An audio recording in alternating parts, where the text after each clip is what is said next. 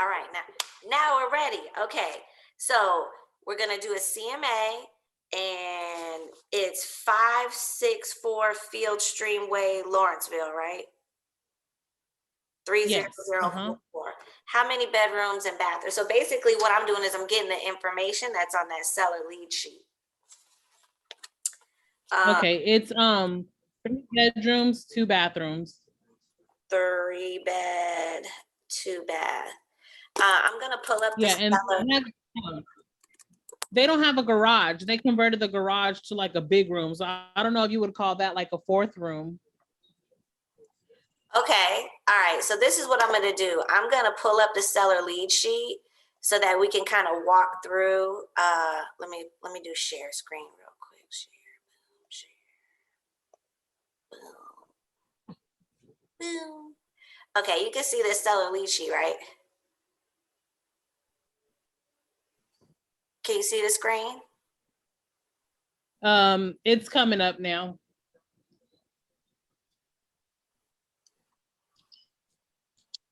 Yeah, it's there. Okay, great. Okay, so I'm in this middle section right here. So we got the address, bedrooms and bathrooms. You said it's a 3 bedroom, 2 bath, but it's got like a they enclosed the garage and Yes. made it into like a big family room. Yes. No, it's just a big room. It's out of the kitchen. Is So there? she uses it for like, huh? I'm sorry. She uses it for what? Just to store stuff. Okay. I mean a garage. If you enclose a garage, is it a 2 car? Or one, was it a 1 car or 2 car garage? 2 car. So that's like roughly 400 to 500 extra square feet. So I mean that's large enough to be a bedroom. Is there a closet in there that you know of? Yeah, there is. There's a closet and there's a window. I'm sure there's windows. Yeah, there's a window. So technically this could be a 4 bedroom. So we'll see. Okay. We'll see. Okay. So square footage, year, type, all that kind of stuff. We'll pull that off the tax record. Do you know if there's an HOA? I don't think there is, no. Okay. And is there a payoff amount? Do they owe a mortgage on it? She does. When the like back in, I think it was 2008, I think it was, she was going through foreclosure and she had to refinance. So I'm not sure what her balance is. I haven't asked her yet. Okay, we need to know what she owes on the mortgage. And Okay. kind of a rough estimate on her mortgage statement. That's not the payoff amount, but it's a rough guesstimate. And then why do you know why she's selling it? She just said that she's tired of living in that house and she wants to get a new house. Okay, so I know this is like your family, but if it wasn't your family, you would have to dive deeper into this why. So she's saying she doesn't want to live in this house anymore. She wants to live in a new house. Like when she says new house, like a brand new house or just a different house? Just a different house. What does she want different about this new house? She just doesn't like the fact, because like I said, the garage is enclosed and then she has like 3 small rooms down one hall. So she wants the rooms to be bigger because she has daughters, and she feels like the rooms are too small. Okay, so she wants bigger rooms. What else? That's all I know really, is that she wants bigger rooms. Okay, so what you got to do is you kind of got to dig deeper with your seller. So when we talk about motivation and why, the why is so important, because the why is going to make them do stuff, right? So she wants to sell this house because she wants another house. Why? Because the rooms aren't big enough and she has daughters. I'm sure they're getting bigger. They want more space or whatever. So that's the first layer of why. the rooms aren't big enough. Okay, why? Because, you know, my daughters are growing and, you know, they need more space. Okay, what's important about them having more space, right? So you kind of got to dig deep into, okay, you know, it's just essentially getting into the real heart of the why. You know what I'm saying? Why do they? Yeah. Oh, well, you know, one loves to, I don't know, whatever that may be. You know what I'm saying? You just got to dig deeper into that why. Okay. And Mm. you have to get that payoff amount. Okay. Because we got to make sure that, you know, we're giving a good estimate on numbers. Okay. Okay. Mhm. And so if this was somebody you didn't know, and then get an appointment day and time where you're going to meet with them to go over this market analysis that you're going to do. Right. So Mhm. these three at the bottom, those are the most important things to find out. I don't care about bedrooms, bathroom. I'll figure the rest of that out. This you can't find somewhere else. Okay. So then next, this is what I would do. I would add that person in command, right? Mhm. Print the tax record. So this is what I do. I go to Georgia MLS. Don't look at my violation. Just focus. I like Georgia MLS because I'm just a Georgia MLS kind of girl. You can also look up tax records on FMLS. So we'll go with the tax suite. You can see this right here where it says property search. Yes. Okay. So you can put up to 4 counties in here if you don't kind of know where the house is. And then let's put the address 564 Field. And you don't even have to type the whole thing. It'll pop up. So you click on it and this is the tax record. So if I was at the office, I would print 2 copies. One for me, one for them. So you just hit print. Okay. I'll print 2 copies. Okay. So So one for you and one for the seller.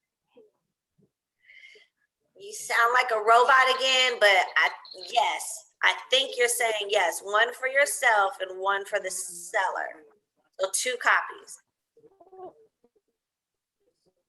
Yes. Okay. So I'm looking at the tax record. So if there's a subdivision, it would say it here. Sometimes there is, Right. sometimes it's not. Okay. Tax records are about 50%, right? About 50%. Okay. So Okay. this is the square footage. It says 13. Oh, I can't hear nothing you're saying. If you're talking, I can't hear nothing. Is there any way you could put your question in the chat? Are you asking me a question?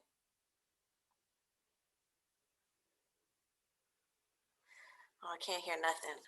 Okay, if you're asking me a question, put it in the chat. Okay, so we're in Gwinnett County. We got square footage here, right?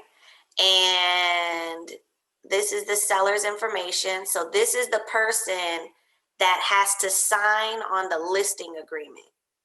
So sometimes you'll talk to like one person, but it's two people on here. Both of them have to sign. Okay. Okay. And then, so it looks like they bought it 2005 for 130. They have filed homestead exemption, so that's really good. The tax amount is 2055 for 2020. I'm just gonna write that down because I need to know that for the payoff amount. I mean, for the net, to find the net. Here there's no mortgage history found, but that may or may not be true. This is where I saw where you had that foreclosure information, so that's there. So year built 1978. So that's letting me know I need a lead-based paint disclosure. Okay. This shows 3-bedroom, 2-bath, and it doesn't, sometimes it'll say garage here, square footage, but again, it's not on here, so it's okay. I'm gonna, oh, here it is. Garage was an extra 44. So I'm gonna put 4, 4, 1. So I'm gonna add the 13 and the 4 together since they enclose the garage. Um, Okay. it's on 0.73 of an acre, so it's almost on a whole acre, which is good. Lots of land.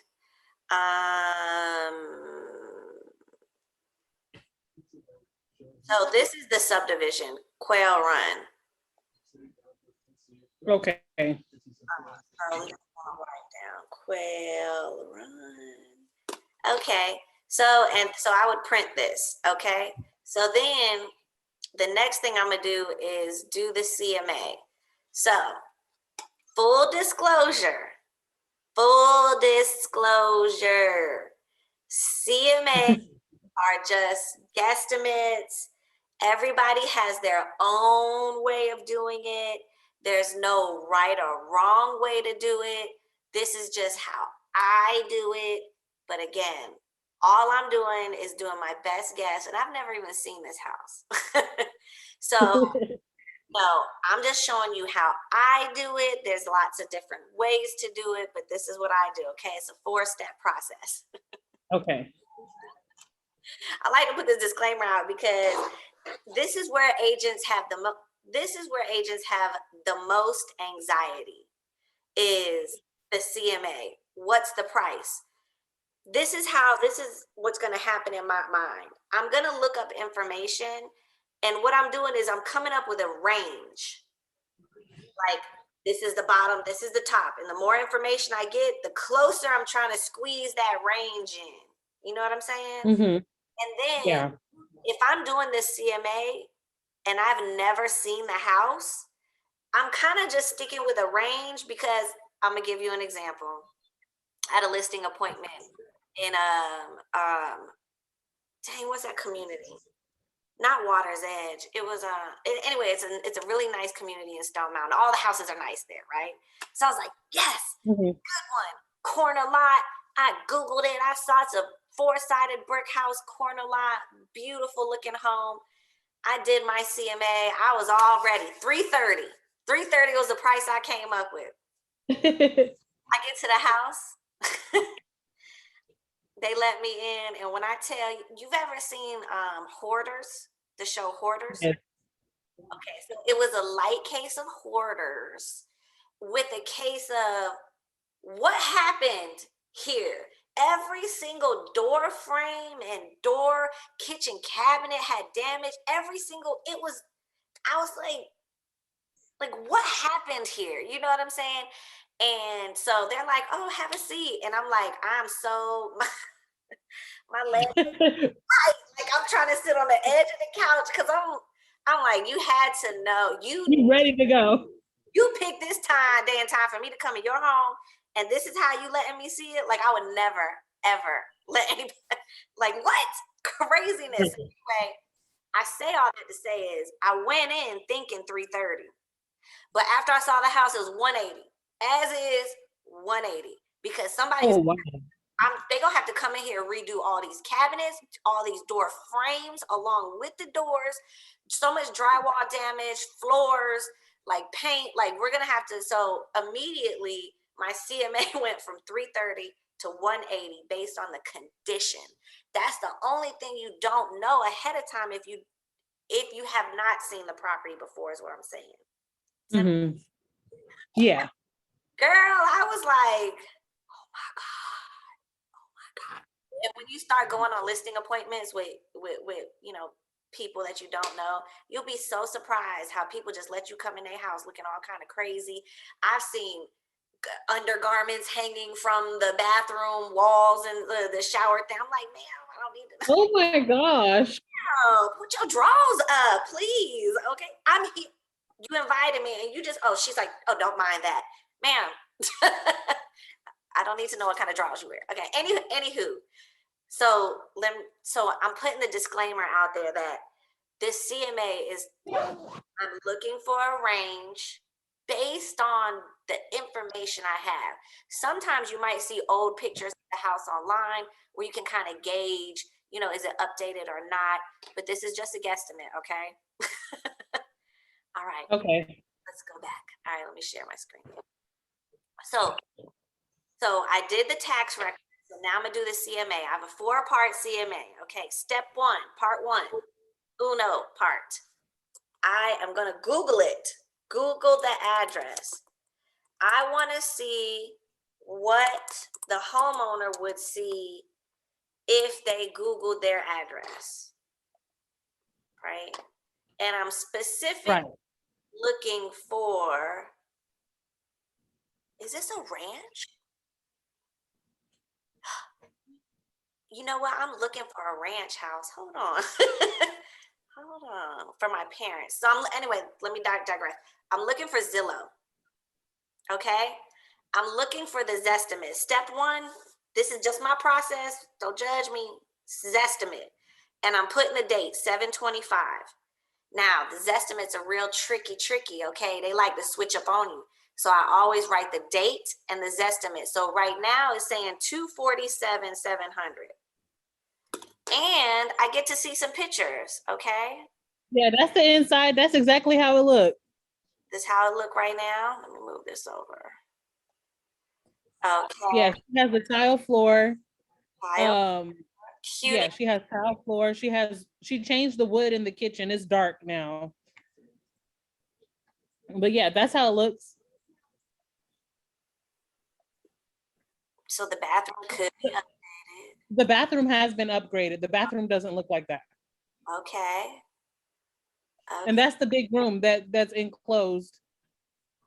Okay. Oh, so it's like really done. Like it's got heating in there and everything in here. Yeah. Mm-hmm. Oh, okay. Okay. Backyard. Yeah, that's how her backyard looked. Okay.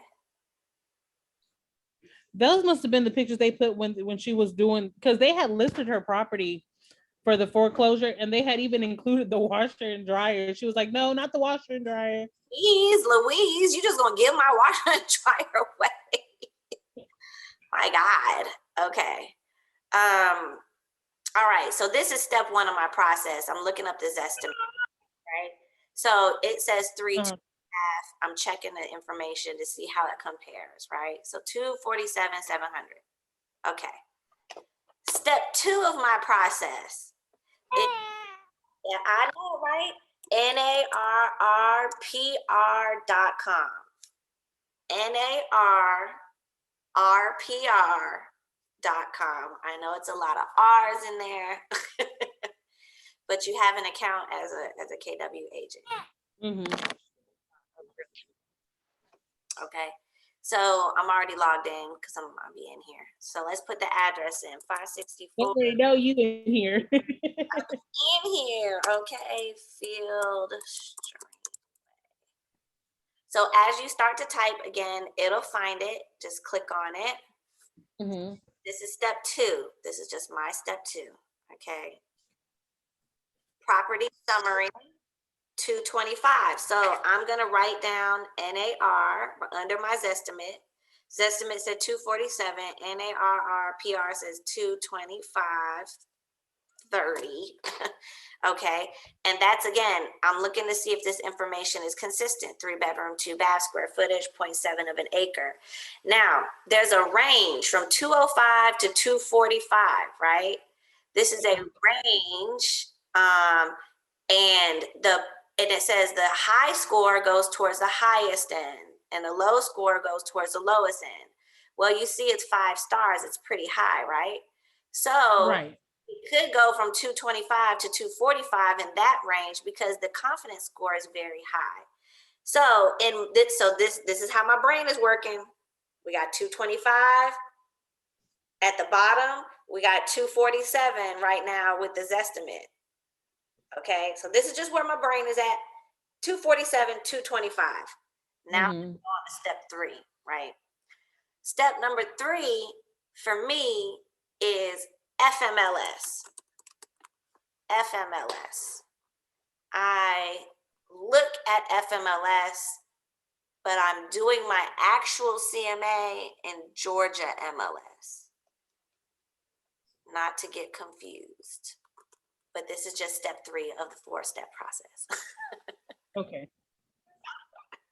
Okay, so I'm gonna go search residential because this is residential. Okay. And I'm gonna put the address here, 564 Field Stream. So as I start to type it, it should, there we go. And then I'm gonna click on it. So make sure it says map area selected and you see the address, because sometimes you click and it don't pop up right. Okay, so then I'm gonna do a half-mile radius around that address.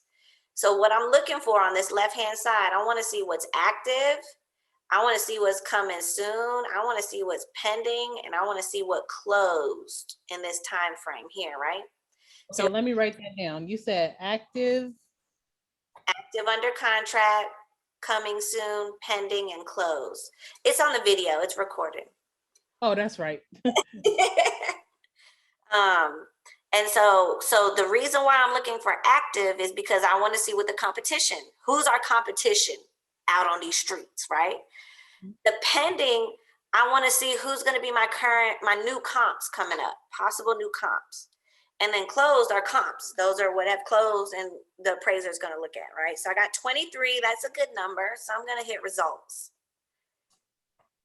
So now, based on these results, you remember that the subdivision name was Quail Run, right?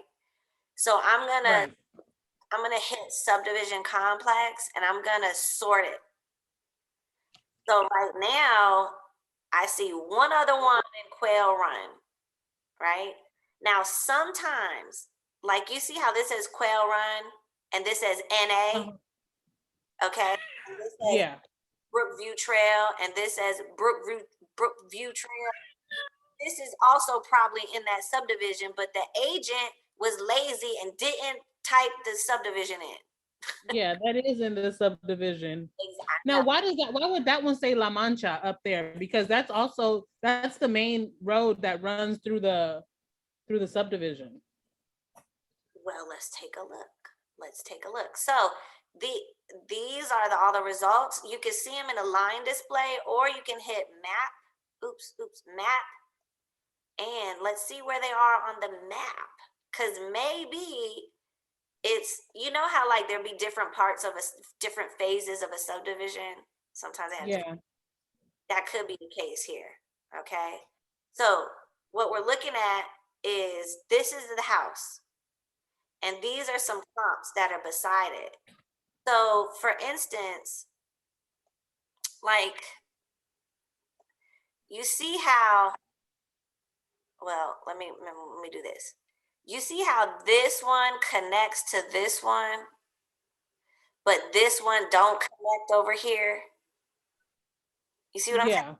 You see how these are in the 3 and they don't connect, even though they're in the half-mile radius, they don't really connect. This is Poplar Ridge, by the way. Okay, so then over here, you see these kind of all blend into, it might be a different subdivision over here. Like this street Quail Run that you're talking about. Mancha's probably going this way and Quail Run probably going this way. You know what I'm saying? But these are all close enough to be comps and they're probably similar enough, right? So I'm okay with if it's on, see, this is Brookview. So those are the 2 from Brookview. And then we have the Quail Run and the Quail Run, those 2. Even though the subdivision says Mancha. Okay. Let me go back to the, oops. You have the mom back on her phone? So these right here, these Quail Run ones are close. This one, this one.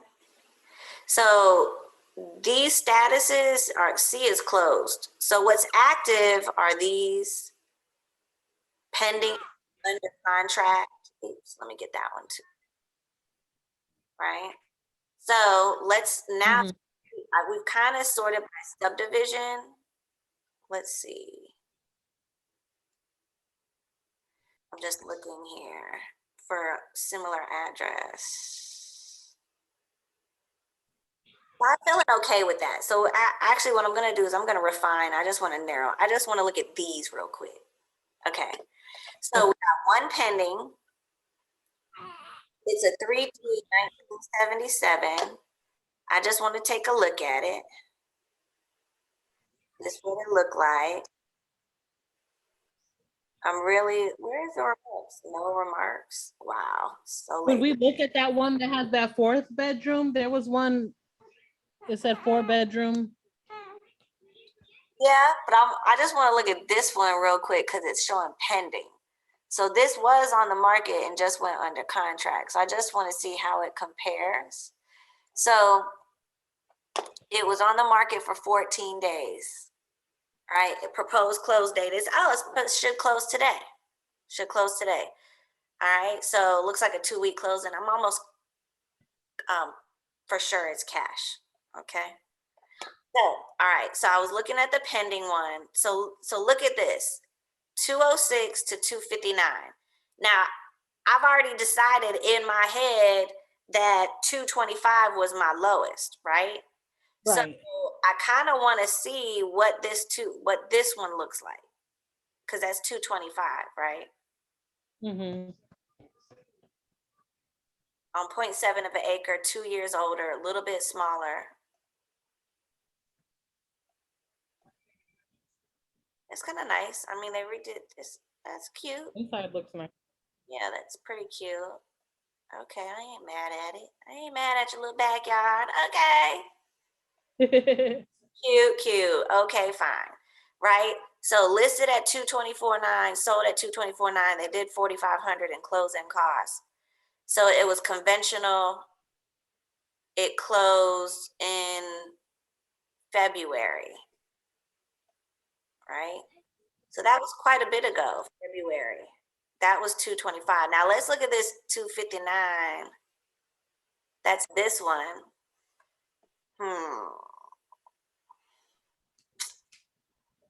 Same kind of acreage, similar square footage, similar age.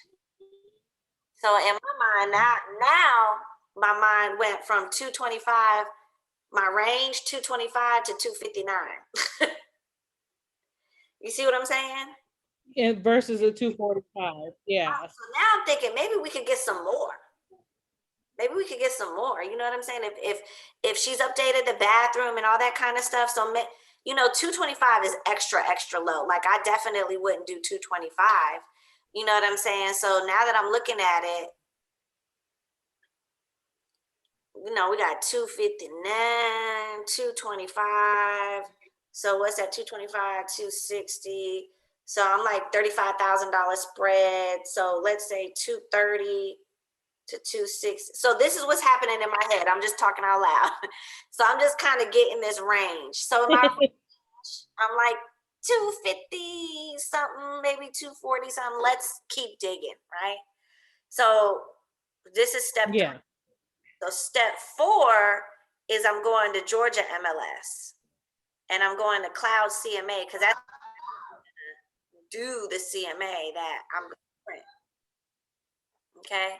So you'll log into CMA. Now, if you've not done CMA at all, go to your settings and set up like your profile picture, all your stuff, so that all your information shows up on your CMA and it doesn't look crazy, right? Set up the marketing stuff, okay?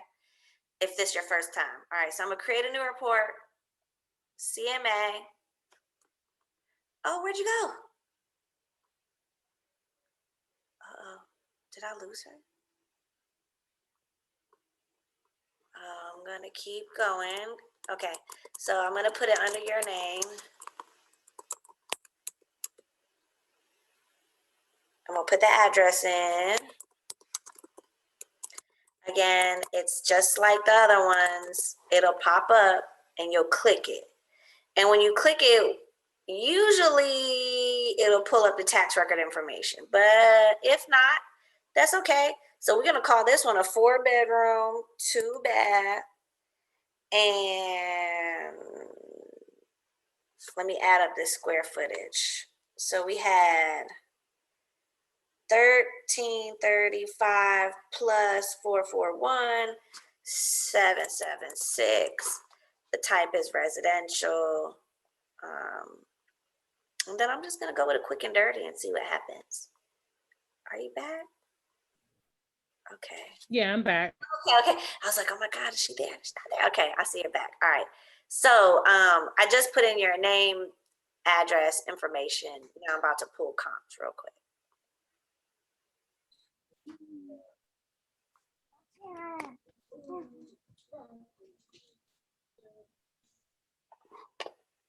Okay, so how it looks, kind of very similar. You see the house is in purple. It's got the comps on the map where you can kind of see, you know, and then they're down here. So I'm kind of looking for the ones that I had before. Like, so look at this price, $285.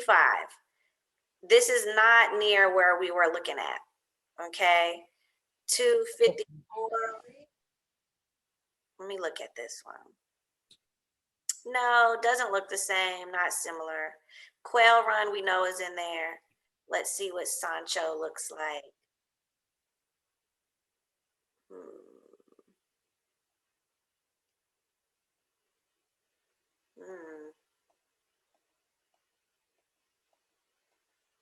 No, this is not the same. I'll take that off.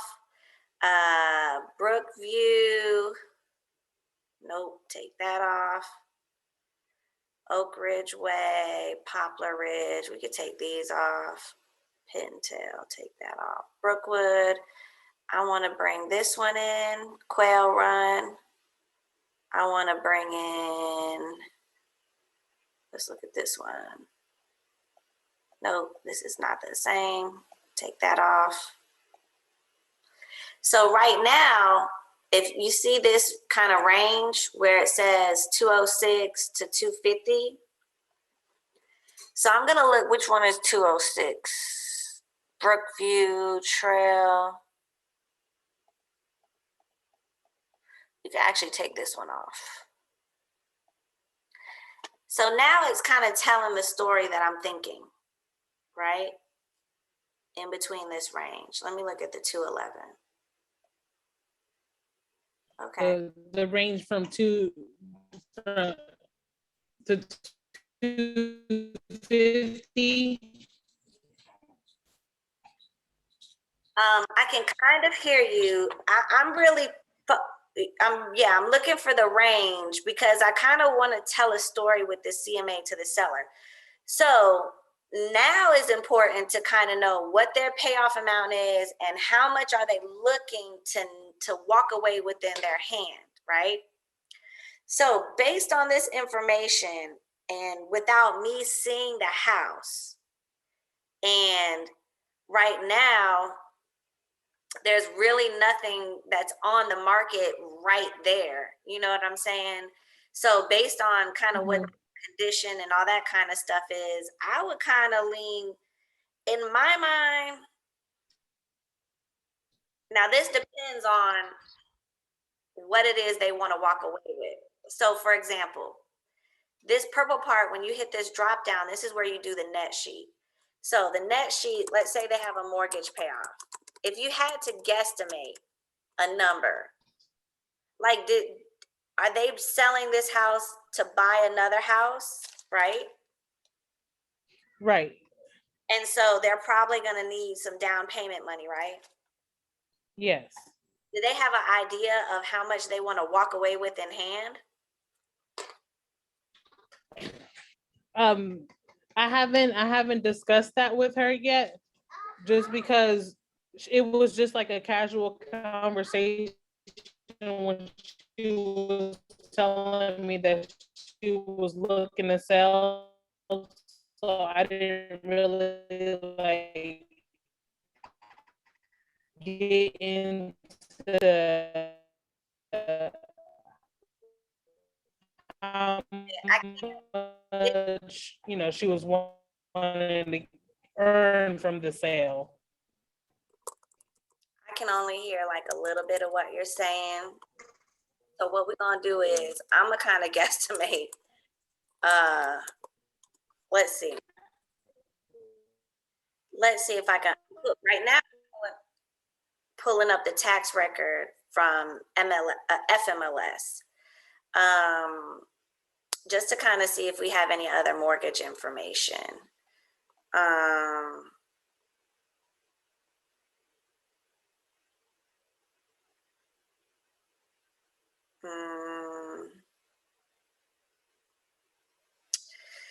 2005.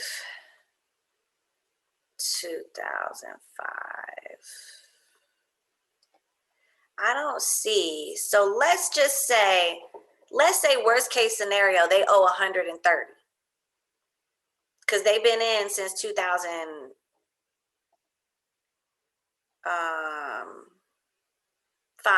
right?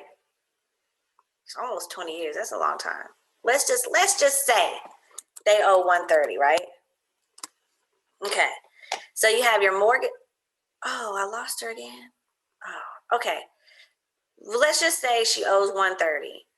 And then she has a mortgage payoff plus she has her portion of property tax to pay at closing, right? So I'm looking at the tax record. Her tax amount is $2,055.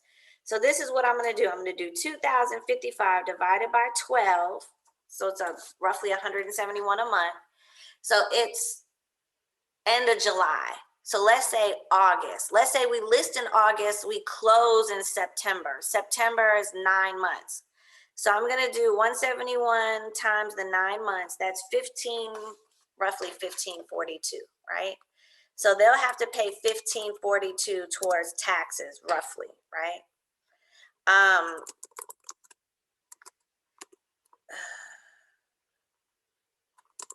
Sometimes I put in, what do I want to call this? It used to be like a seller contribution towards closing costs and stuff like that, but we're really not in that market anymore where people are asking for closing costs right now. I want to put in a buffer. Let me call it a buffer. That's what I think I want to do today is call it a buffer, seller buffer. So this is if they choose someone to buy the house that has financing. Let's say they're getting an FHA loan or whatever, and FHA comes to appraise the house and they say, oh, this house is worth $250,000, except, you know, the windows, you know, for FHA, all windows have to be operable. And you know how sometimes you have that one window that got painted shut. So maybe it costs like $100 to get it, all the windows unstuck and operable or whatever. So I just want to put in a seller buffer. Let's just say $500 for the just in case something happened. Okay. Then the next thing I'm going to put in here is real estate professional fee. Then I'm gonna put max amount. So this is real estate commissions. Okay, so this is based on what I think the price is gonna be. So, and I want to be very clear when I'm doing my CMA, I'm coming up with the starting price. And you got to think it, you got to explain this to your seller. You got to explain this to your seller. You got a starting price and a finish price, like a race. Like you got the starting line and then you got the finish line. Okay, the starting line is the list price. The finish line is where we're going to end up. So you may have a seller, let's say for instance, your seller wants to list at 250 and you're saying, I think we should do 240 and let them bid their way up, right? Because we do want to get an offer at 250, right? So if we say, okay, I want to get an offer, seller says, I want to get an offer at 250. You say, I want you to get an offer at 250, but I want you to have a clean offer at 250, right?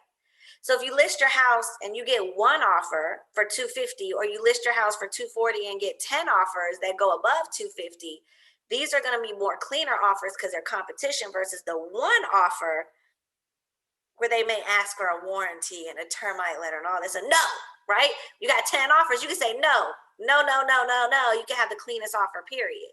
So you got to explain the difference between starting line and finish line. So I understand we want to finish at 250.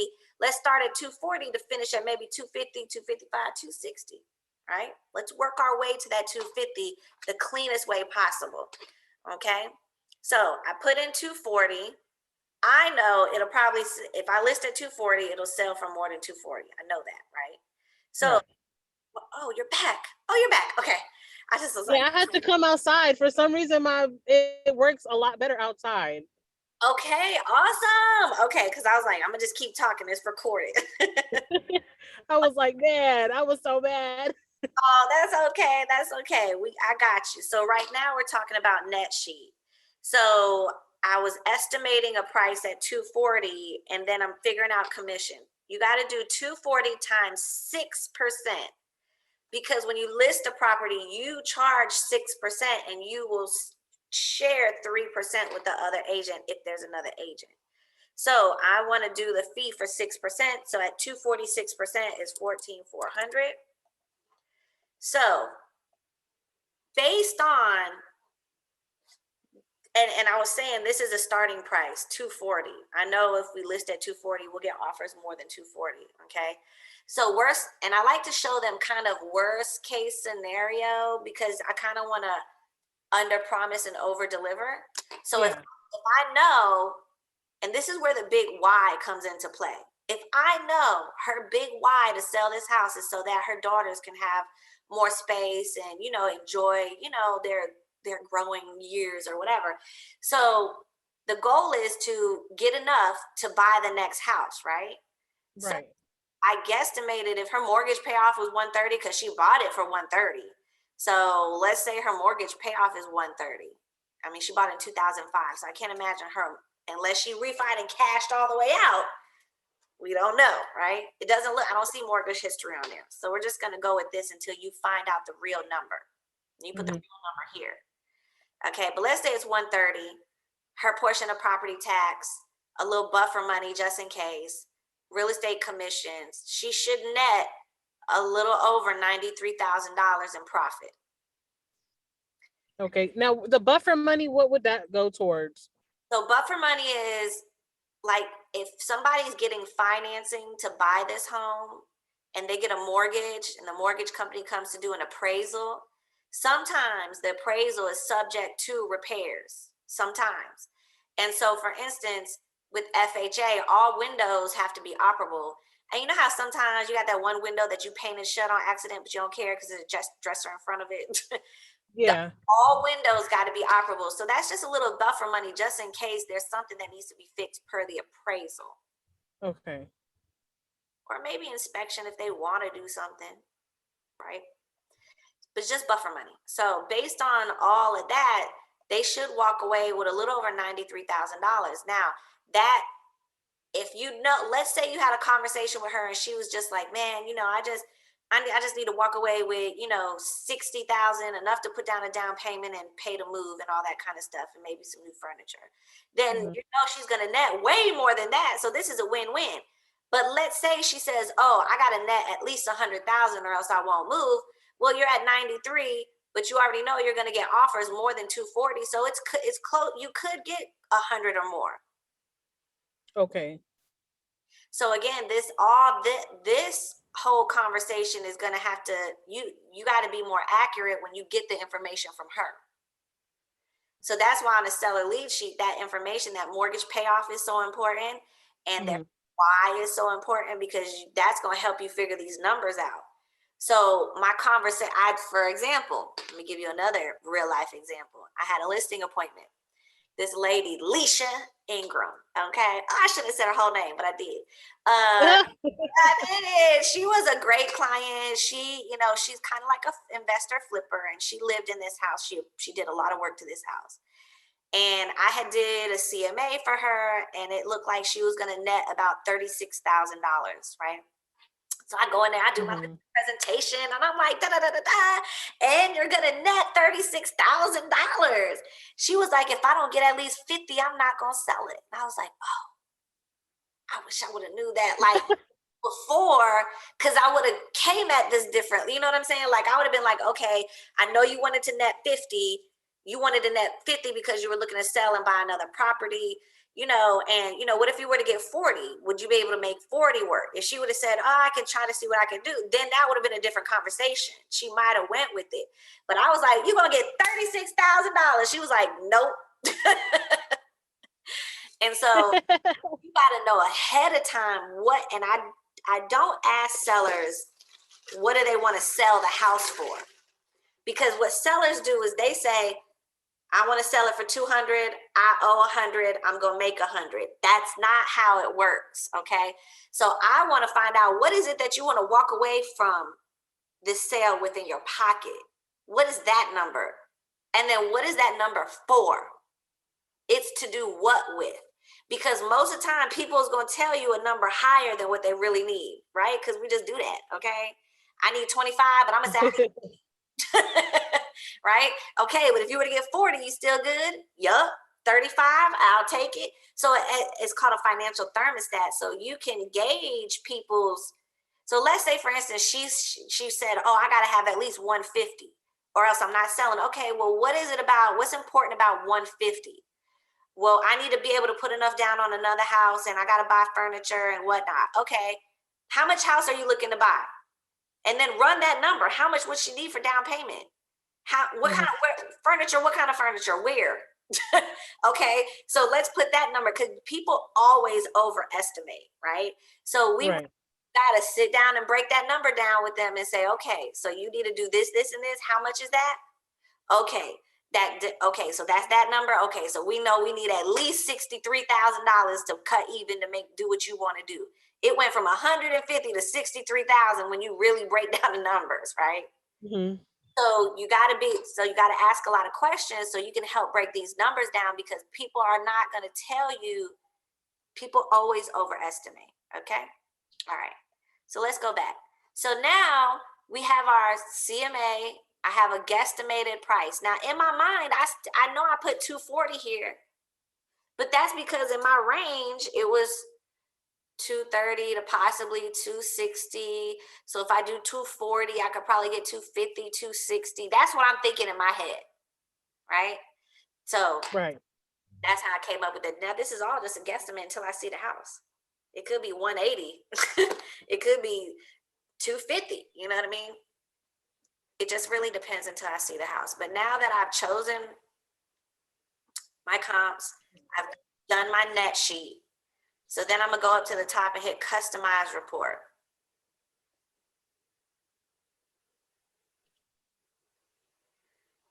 Now, this is what it looks like. You could choose your themes or whatever. I keep mine pretty simple because, I'm a simple kind of girl.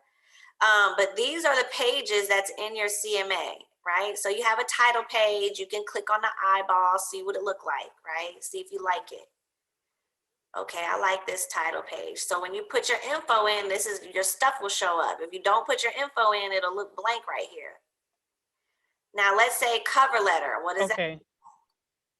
Oh, cute cover letter. We'll keep that. Agent resume. So you go look at it. Okay, I don't like that resume. So how about this? I'm just going to hit this and it'll disappear, right?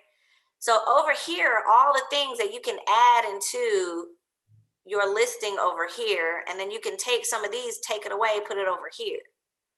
Okay, like some of the stuff I take out, like if the house is vacant, staging your home, don't need that. Moving checklist, vacant, don't need that. If you don't have no client testimonials, take that off, right? Now, one thing that I always add in that you may see over here is online valuation analysis. This is what it looks like.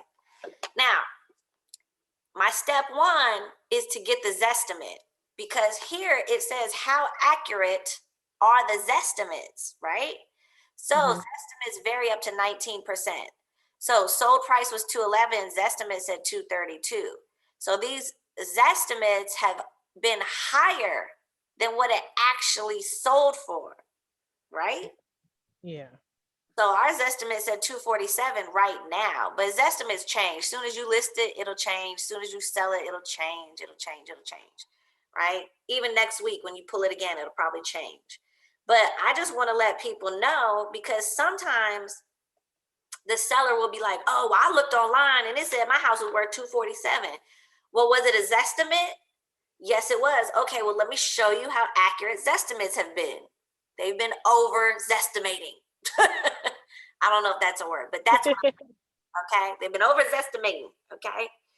Now, once the report is ready, the PDF version is the one that I print and I take with me.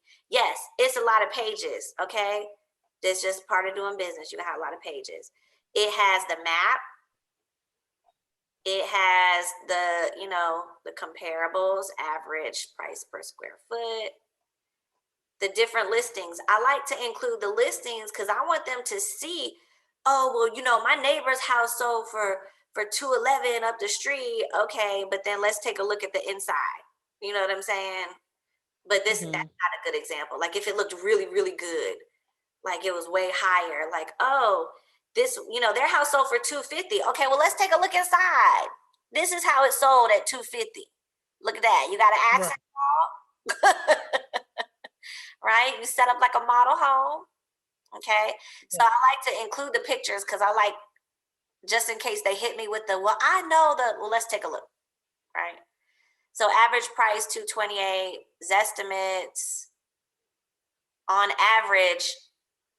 Are they selling for list price? Pretty much. Once it sells, it's selling for list price or above, right? For the most part. Suggested list price, and then I'm going to give the breakdown. Boom, boom, boom, boom, boom. Is this what you're looking for, right? But I'm going to know ahead of time because I've already had this conversation. Now, that's the printed version. After I leave, if I want to do a follow-up, I'll send them the electronic version. It looks so fancy, right? I'm going to show you. This is what it looks like electronically. So you can click on any of these things and they're like, like this, or you could do like that, like on a map, or you could do like that where it's stats. You could go here to, do this, or you could go down here and go like that. And it looks very professional. And then you can also set up a Zoom meeting with them if you want to set up a Zoom and go over it like that. But this is like this is the digital version of it. Okay. Okay. And that's the PDF version is this one. All of that. Well, note pages, blah, blah, blah. Right? Let's say I have a question. For example, if I were to help her sell her house and then help her buy another house, is that 2 transactions or is that within the same transaction? Commissions. That's my favorite. That's my favorite. Is when my seller's got to buy a house. Now this is where it gets tricky. Don't put that house up for sale until you get them approved to buy another house already. Okay. So for example, you could use Homeward, that program Homeward, where Homeward will buy the house they want to buy cash, let them move in it, and then they can sell the other one and buy it back from them, right? Because the thing is, right now, if you go in putting offers contingent upon the sale of another house, they're not going to take it. Okay? Okay. So you're saying that my buyer wants to buy this house contingent upon the sale of their house, they don't want to do it. Okay? So you could do one or two things. You can help them turn it into a cash buyer, or don't put the contingency on there. I know it sounds so risky, but if you know you can get it sold, like for instance, my client, they're buying a house and they had to sell a house, and we bought that other house without putting a contingent on the other house because I already knew I could get it under contract in 1.1 second, which I did. And so thank goodness we were able to line the closings up. Right? But if I would have did it on the sale of a house, they would have said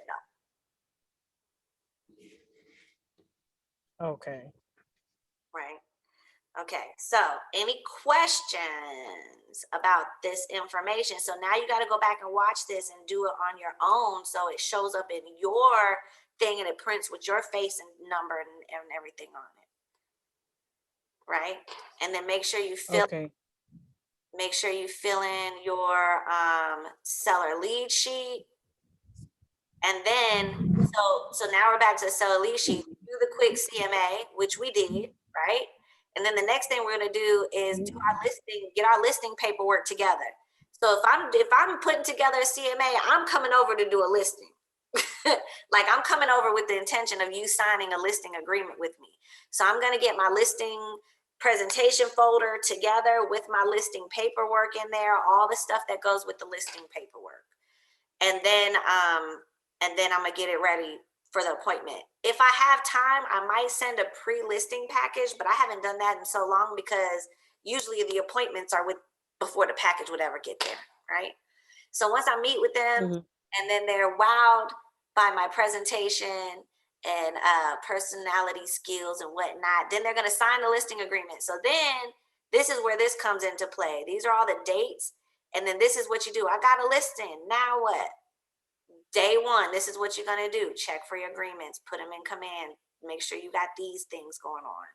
You know, make sure you got these things going on. And it'll just walk you through how to get it listed and how to go live. Okay. And then another thing that I had a question about was, you said that you had a buyer sheet. Yep, I do. Let me get that. Okay, because we also have a buyer, right? Okay. My other cousin. That's right. Okay. So before we move on to buyer, are we good on the seller one? The information that I was able to gather in between the interruptions, yeah. Okay.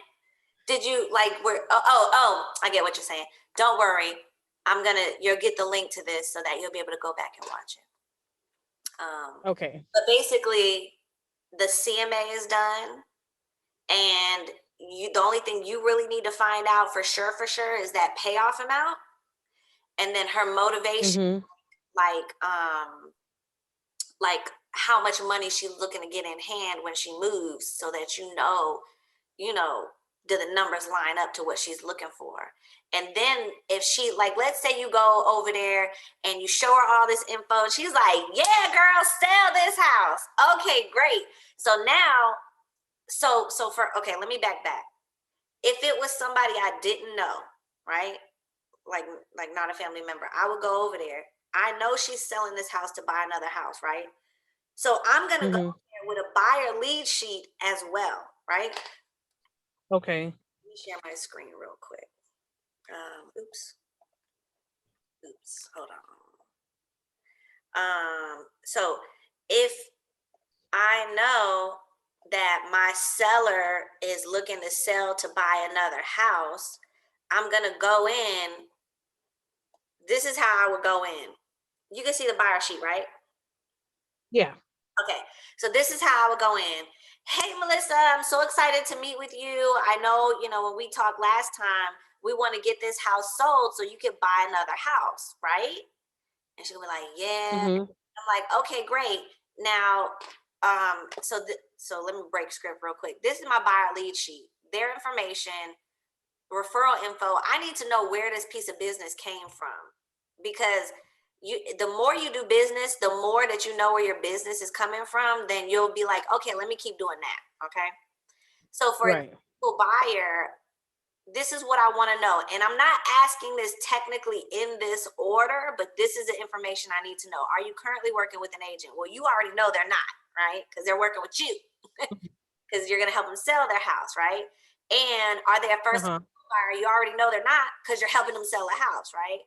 And you already know own. So these questions may not apply to your seller, but if you had a buyer that wasn't selling, this is kind of information you need to know, right? So have you talked to anybody about financing? So I know that my goal is to get them into another house.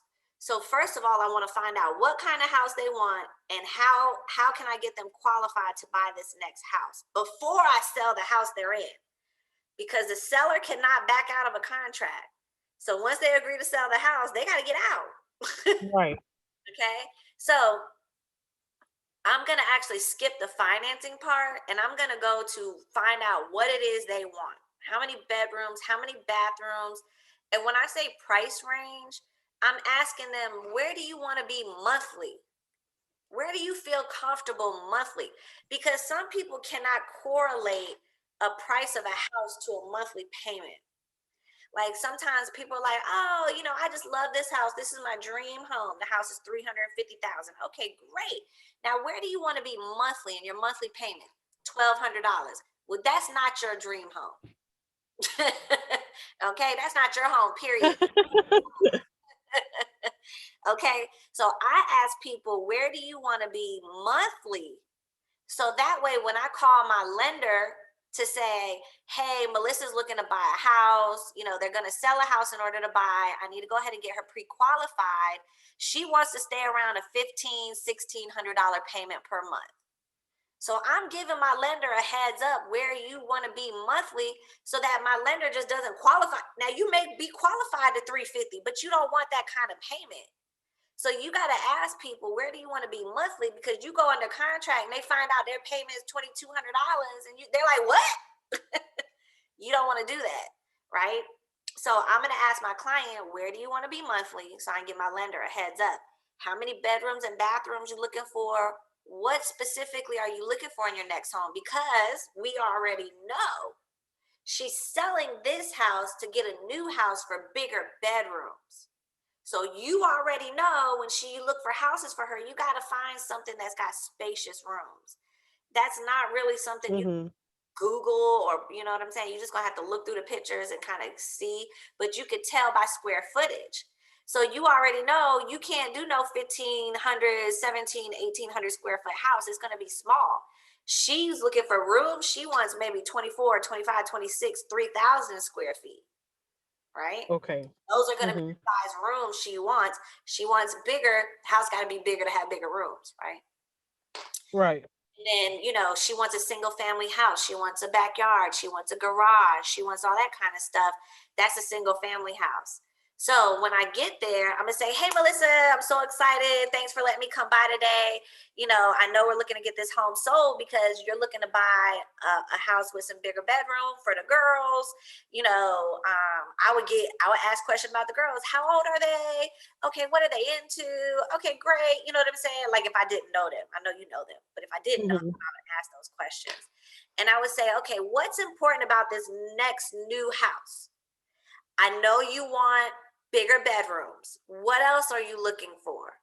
Well, I want to have a garage this time I can pull my car into. Okay, so we need bigger bedrooms and a garage. Anything else?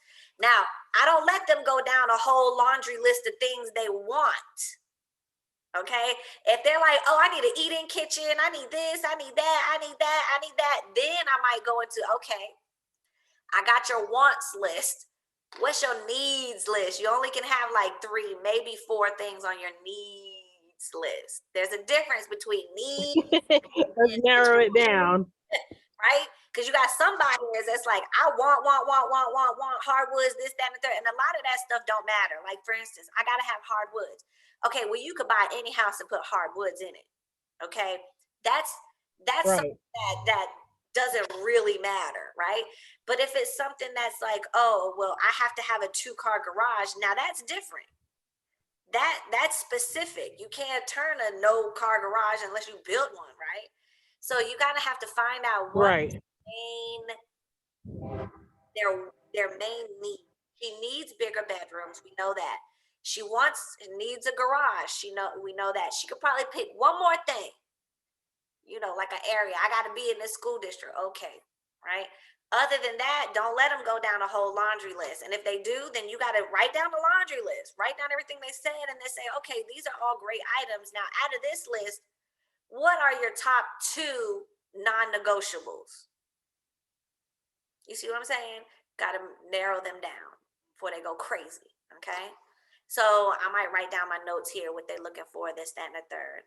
So then I'm going to say, okay, All right, so we're looking for a larger house with bigger bedrooms, gotta have a 2-car garage.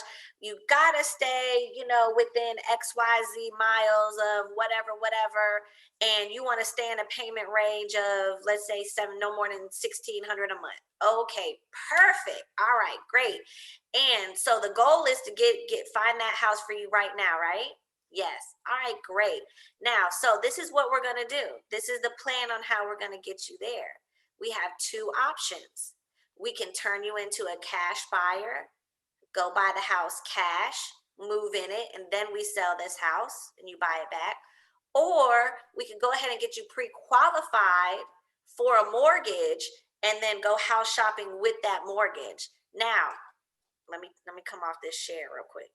It's important that you kind of do a mini buyer consultation right there at your listing appointment, because you got to prep them for the buy part. The sell part is easy. The selling part is the easiest part. It's the buying part that's going to be difficult. So you kind of got to prepare them to be the best buyer possible out there in these real estate streets. And right now it's making them a cash option, which you could do through proper programs like Homeward. And I'll send you. It's called Homeward. Yeah, I'll send you the link to where you can just sign up for it, and they'll do a whole coaching session with you and teach you what to use it, what to do with it, and all that kind of stuff. Let me put a message right now so I don't forget. Melissa, Homeward. Okay. And so basically I'm gonna get them living in this next house. So, okay, Melissa, I'm super excited. We're gonna get you into a bigger home with these bigger bedrooms, so these girls ain't all over each other. They can do what they want, and you can pull right into your garage. Like, I'm gonna describe that positive future in that new house that she wants, right? So, okay, Melissa, all right. So I got your positive, I'm going to describe all that. All right, great. So the only thing we got to do in the meantime, in between time, is get you prepared to buy, and we'll go ahead and get the house prepped for sale, okay? And then she's going to say, okay, all right, great. So this is what we're going to do. I've done some research, and so I will go into that conversation. I've done some research on your property. Now, I know the goal is to sell this to buy another one. Did you have a number in mind that you wanted to have in your hand to walk away with to buy the next house, right? And then she's going to say, oh, well, I don't know, 75,000. Okay, I already know based on my CMA, she at least going to get 90 plus, right? So I already know I'm going to under promise and over deliver. She only wants 75. I'm going to get her way more than that, right? Okay, great. So we need at least 75. Perfect. Okay, so this is the process. This is what we're going to do. We're going to go ahead and get you prepared to buy. In the meantime, we're going to go ahead and prep this house for sale, okay? So then what I'm going to do is, before I leave, me and you will walk around this house and we'll kind of talk about what we need to do to get the house prepared. So based on what the house looks like, I'm going to walk around with my clipboard and say, I'm going to have, good and bad kind of columns. Good stuff is all the stuff I want to highlight. Updated bathrooms, granite countertops, marble tops, hardwood floors, all that kind of stuff. And on the bad column, I might say, okay, and not bad, but you know what I'm saying? Like, replace all the light bulbs, missing light bulbs in bathroom. Or, one of the doors might have damage. I'm writing all the stuff that needs to be fixed. Or remove all family photos. You know how like some houses got 32,000 photos going up the staircase? All those got to come down, okay? You got to get them to get that home model show home ready. Basically, no personality in that home. If people get distracted by other people's families, they want to, oh, look at the baby pictures. Oh, look at that wedding. Oh, we took that picture in that chair in the Bahamas, because everybody does all that, right? Pack all that up. One lady, she was an avid reader, and in her living room, she had about 40,000 books. I mean, no lie. It looked like a library in there. Like, they were bookshelves from the wall. And I was like, okay, you get one box of books to keep, and everything else you got to pack up, okay? You ain't going to be here long enough to read all these books right now. Pack up. You get one box of books. Everything else got to go, right? So you got to go and make that list of what they got to do to get the house ready. You know what I'm saying? And so I'm gonna walk through the house with you. Also, I'm gonna leave you a seller's disclosure to fill out. This is just a yes or no about your house. And then I'm gonna flip to the page where it says check all the items that's gonna stay with the house. So I'm gonna leave the seller's disclosure with them, right? But then I'm gonna say, okay, here's the lead-based paint disclosure. I'm gonna have them highlight where they need to sign. I'm gonna take that with me. If there was an HOA, I'd have them fill out a community association. And then I'm gonna do the listing agreement. So I'm not doing the listing agreement. Typically, sometimes I don't do it first. It might be the last thing I do because Mhm. it's a part of the process. This is all the paperwork to get your house sold. I'm just gonna do the listing part last because it just kind of flows into, it's the last thing they got to agree to. And if they've said yes through all these other ones, it's easier to say yes, right? Then I go through that listing agreement.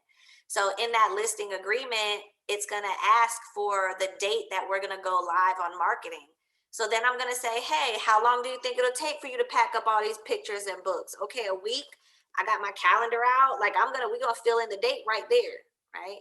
And say, okay, my photographer, usually can come within a week or so. And then I always list on a Thursday. I list on Thursday. I show Friday, open house Saturday, Sunday, looking at offers Monday. That's the goal. That's the system, right?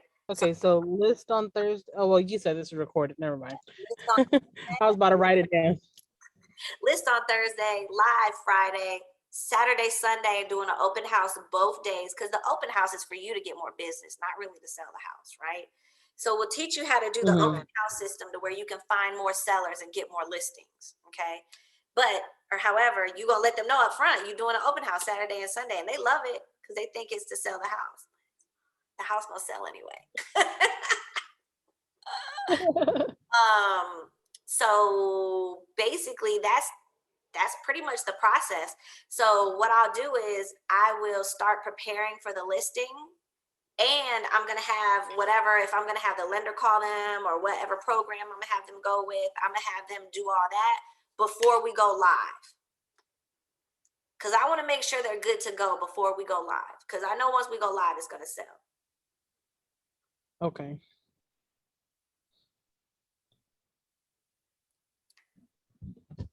What do you think? Can you hear me? Yes, I can hear you. Oh, okay. No, I was saying okay. I was in agreement with what you were saying. Okay, cool. All right. So, I mean, that's pretty much it. That's pretty much the process. And that same process goes for your cousin who's just a buyer by themselves. I would go through that process of finding out, same thing on that buyer, if they weren't a seller and they're just a buyer, same thing. I would then go through these questions. Okay, well, I know you're not working with an agent, you're my cousin, okay? You don't want that black eye for Thanksgiving? So I'm your you know what I'm saying? Are you a first time home buyer? And they probably rent if they're a first time home buyer. And then you're just gonna go into a conversation of what are you looking for? What do you want? And most importantly, how much do you want to pay per month? So for instance, if you were my buyer, I'd find out where you want to live, how many bedrooms and bathrooms, what's the best day for us to go look at houses, like your availability to look at houses, because this market is very, very fast. So if you see a house today, we got to go out today, put an offer in today. Okay, so it's that fast. So you want to prepare your buyer, let them know how fast the market is, and you want to make sure that you get as much information up front. They want to be no more than $1,600 a month. They're a first-time home buyer. I would ask them, do you got an idea of what your credit score is? You know what I'm saying? It doesn't matter what they say, because I'm going to let the lender pull it anyway. But some people know, like, they're obsessed and they check it. And then some people are like, I don't know. It's okay. The lender's going to find out anyway, right? We're going to find out anyway. Right. And then I would ask them, kind of more about the house. The first conversation is about the house. What you looking for, where you want to be, where do you want to be payment wise, what kind of time frame are you looking? Because some people might say, oh, I'm in a lease and my lease is not up until next year, February. Okay, Well, what we need to do is take a look at your lease and see about possibly being able to break your lease. Because if you find a house today and you do a contract today, you're going to be in it in 30 days. Right. Yeah, well, you're not going to look for a house today and you want to move in February of next year. Then you need to look the last week in January. You know what I'm saying? So Yeah.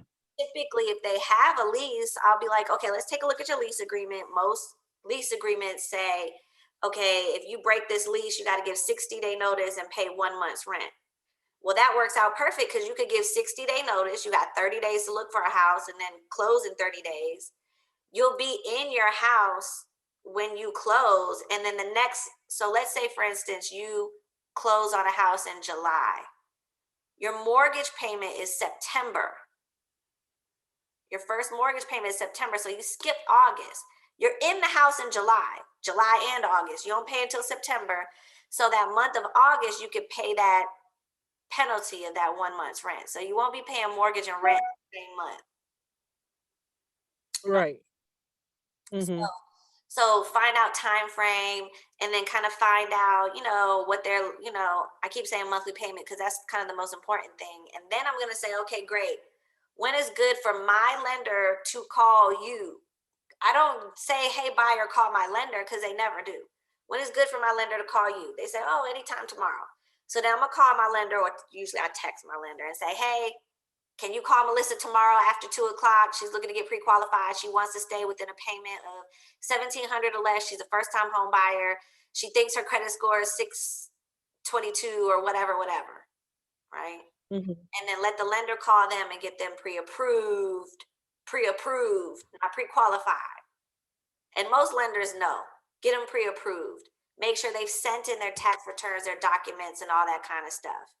And make sure they have enough to cover their down payment and their own closing costs and an appraisal gap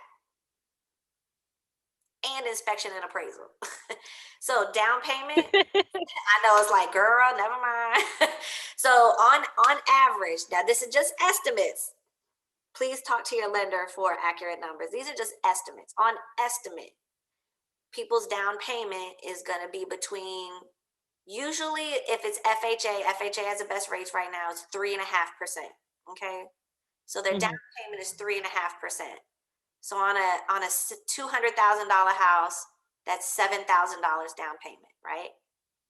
Then they also have closing costs and prepaids. Closing costs and prepaids are the cost to close a loan and the prepaids they need to have in their account. That could run another 4.5%. So another 8,000-ish, 9,000-ish, right? Mm-hmm. And then they need inspection, depending on the size of the house, can run from $350 to $550, and then about $550 for an appraisal. So they need an extra $1,000 for inspection and appraisal. And then they need what we call miscellaneous money. How much are they willing to pay over appraised value? So for instance, if they want to buy the house, let's say the house you're going to list, it's listed at $240. Let's say they'll pay $250 and they're willing to pay $10,000 over the appraised value if it doesn't appraise for $250. So let's say it appraises at $240, they'll pay the $10,000 cash difference. Okay. So in order to buy a house, they need to have this money ready, okay? Or make your buyer a cash buyer. There's different programs out there. Ribbon is real popular right now, where Ribbon will basically buy the house for them cash and let them use the mortgage to buy it back from Ribbon. So I'll text you that one as well. Let me put that in my phone. So you got to kind of know these different programs so that you know how to put your buyers in the best position. Right now, cash is king. It's a lot of cash floating out here. So if you can make your buyers cash, make them cash. Okay. They also have like Divvy. Divvy is rent to own. Like, so if they can't qualify for a mortgage, maybe they can qualify for a rent to own program. There's a couple different companies that do that as well. You know, I saw that one because it came up on my YouTube one time. Yep. Click on it. Learn more. Learn more as an agent. They usually have agent portals also where you'll sign in as an agent versus a consumer. Okay, so a program like that would also make them a cash buyer? Yep. Okay. Cash is king right now. And then also there was some another thing, what was it? Oh, you, about the Facebook ads. Remember, I think you said I have to be part of the coaching program or something like that. Oh, okay. So Facebook ads, at the office, you get 3 months for the 150, but if you're in the coaching program, every single month you get 50 towards your Facebook ads. Okay, so how do I become part of the coaching program? Because I do need coaching. So what we're gonna do is text me over your email. I'll have Chrissy send you over the coaching contract, and then we'll set up an appointment to go through your goals, get you onto our Rockstar Agent program, get you set up on all of our stuff. So I'm actually gonna stop the recording so you can have this.